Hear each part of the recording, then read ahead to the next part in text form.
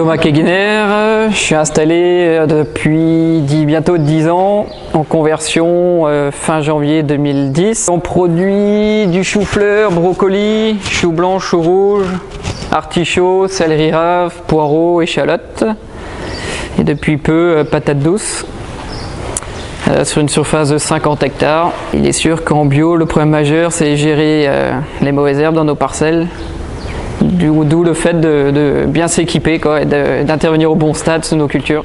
On est 4 CDI sur la ferme, plus des saisonniers pour les plantations et récoltes. Donc on commercialise tout de par la coopérative BioBraise. On travaille principalement donc avec 3 expéditeurs qui sont Poder, Pronatura et Ferme Ticoise à Saint-Paul. Et on fait une vente à la ferme tous les vendredis soirs, samedi matin et une vente sur le marché de Morlaette tous les samedis matins.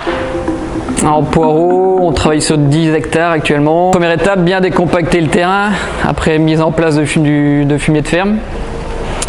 Après, on va labourer nos terrains et afin de préparer la terre avec un cultirato et de poinçonner.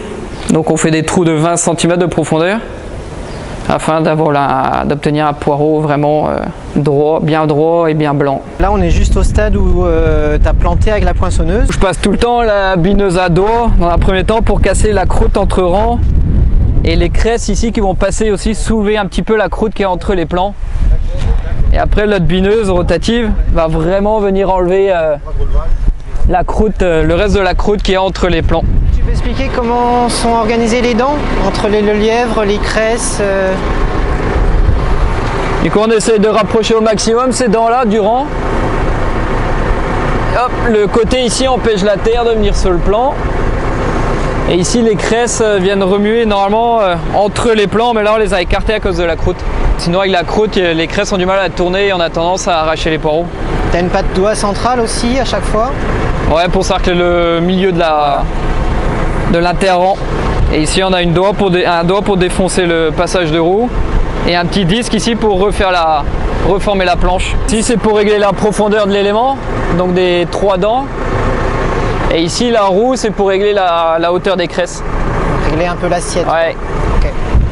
Vu que les planches des fois sont pas forcément plates, on est obligé de travailler avec ces roues là. Ouais.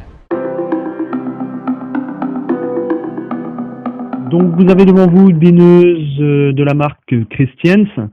Cette bineuse est équipée de 3 brosses avec des dents pouvant nettoyer entre les rangs de poireaux. Vous avez la possibilité de gérer la vitesse de rotation donc hydrauliquement depuis le poste de conduite. Et cette bineuse a un sens de rotation. Ça fait presque une rigole en fait autour des plants. Ouais.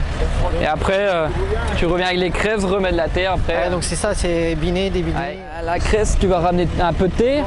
À un moment donné, les mauvaises herbes vont prendre sur la petite butte que tu as créée avec ta cresse. Avant, on le faisait manuellement parce qu'on n'avait aucun système pour l'entrepoireau.